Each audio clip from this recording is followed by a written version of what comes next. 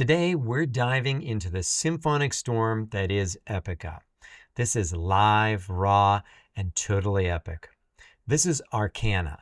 Don't forget to check out the description down below. I have links for their official YouTube channel as well as links where you can go and purchase their music and help support them. There'll be links down below on ways you could support my channel if you'd like to go and do that. If you do, I appreciate it. Thank you so much. Don't forget to let me know your thoughts on this music today down in the comments section.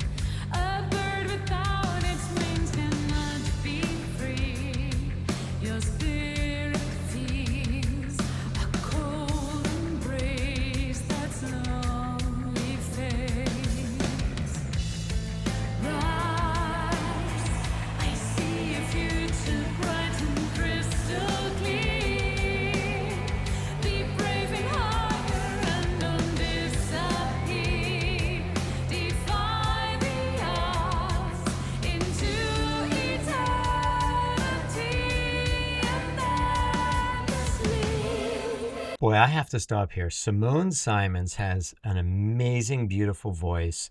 Just very smooth the way that she sings all of her melodic lines. Very powerful.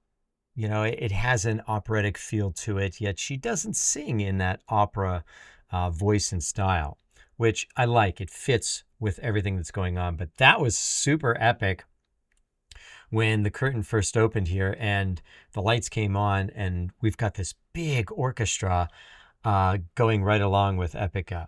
I want to back up and I want to hear a little of that beginning again because that was just so awesome hearing that.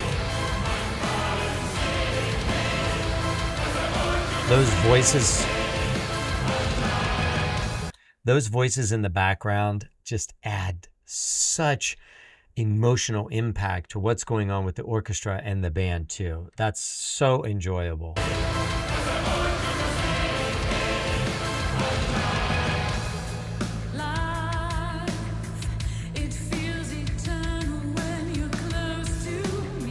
Listen to how smooth that is.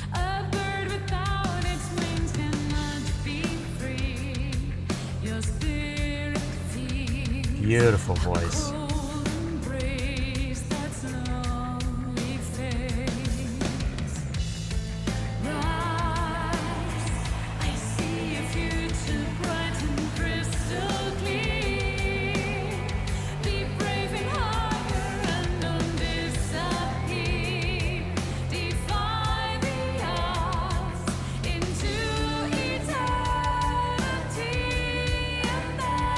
Oh, so beautiful, so smooth. All right, here we go with those voices again. I think whenever you have that, which I think it was children's voices, that's what it sounded like to me. When you have those children's voices and they're singing along with something that's symphonic like this and rock like this, it gives it to me a creepy vibe, you know, and it really sells that whole emotion of what's supposed to be going on in this section of the song.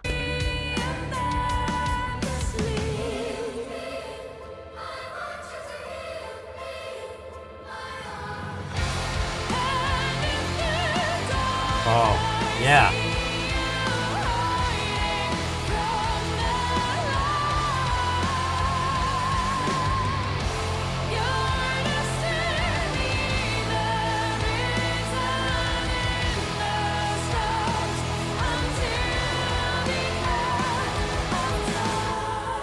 Symphonic metal's cool.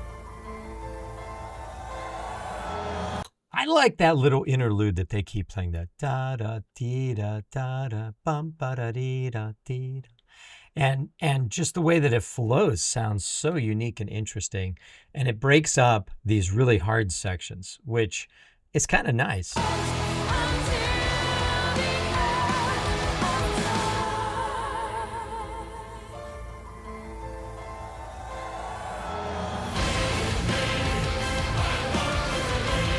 That is epic.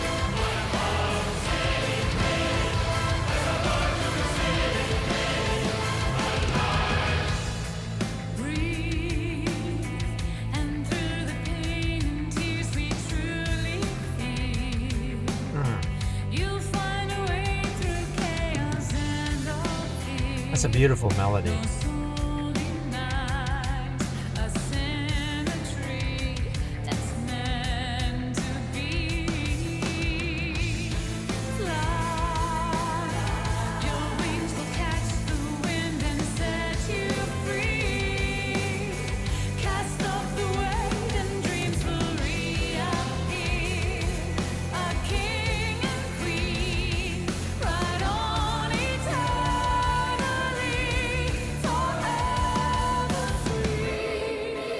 And here we go, we're coming back to this children's section.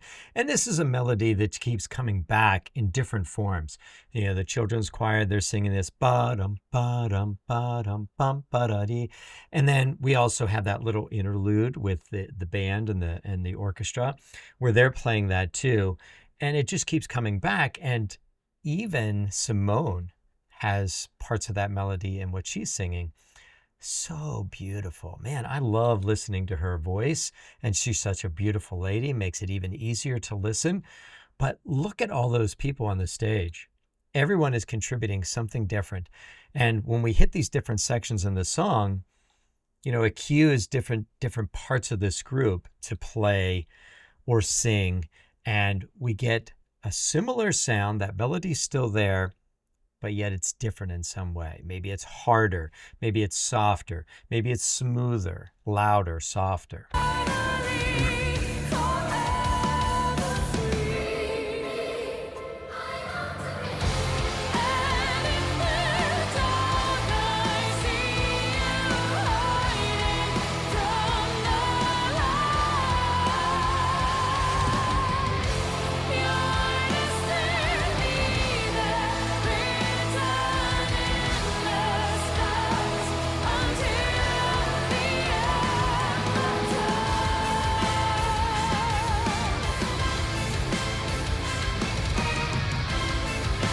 Oh, so we threw in something a little bit different here. We still had that same melody, the ba-dum, ba-dum, bum, ba-da-da.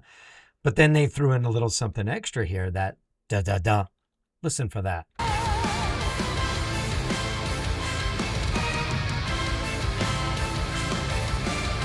I like the way they broke that up.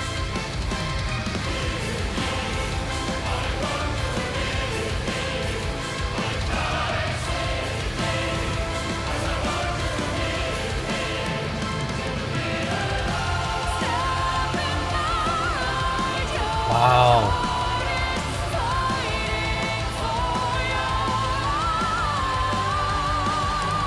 What a note.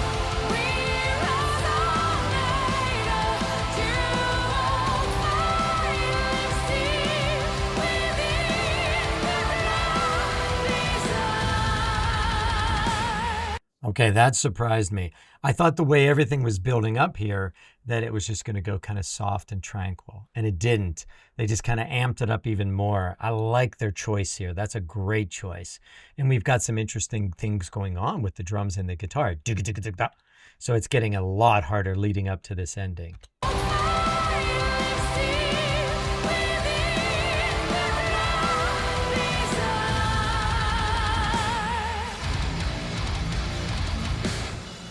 Oh, that bend, that's a good touch.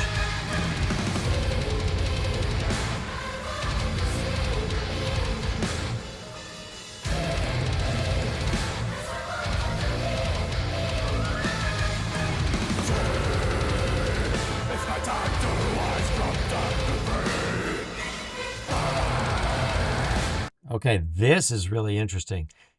Definitely has this whole like demonic kind of overtones to it. And one thing, that, well, two things that kind of leads me to kind of think that is obviously the singer, the way that growly. But then did you hear the strings pull across the bow with a rip? They had that little high sound in there pulling across. It really fit with what he was doing there. And it's just kind of added to this whole overall vibe of something, massively demonic, something bad here is happening.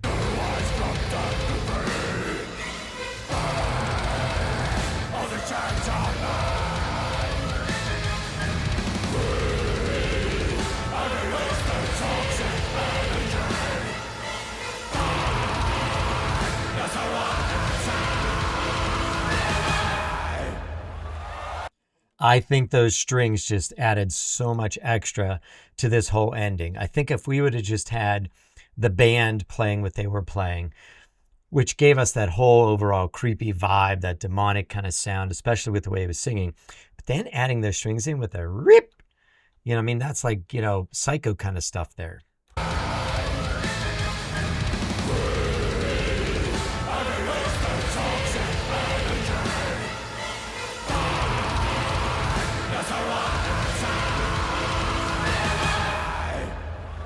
Oh man, that was awesome.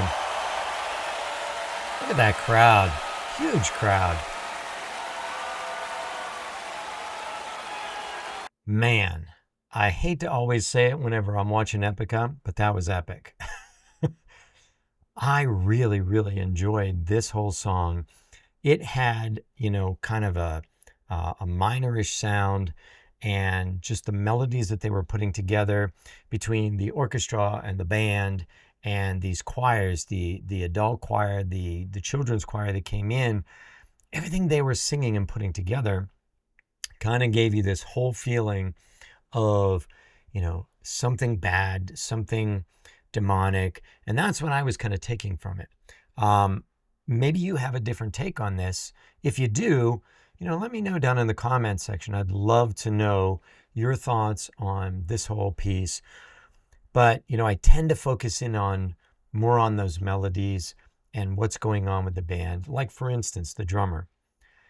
Man, the fast playing that he was putting in at the end there, almost like machine gun fire. And then everything else that he was doing throughout the song just kind of added with what everything else was going on in this song. And these people are amazing musicians, and just the arranging and composing to get this kind of sound and vibe.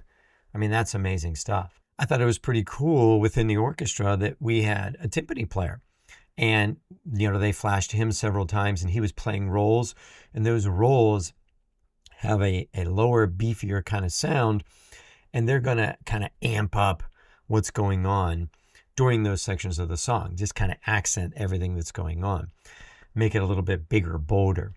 Simone has the most amazing voice. I love listening to her voice.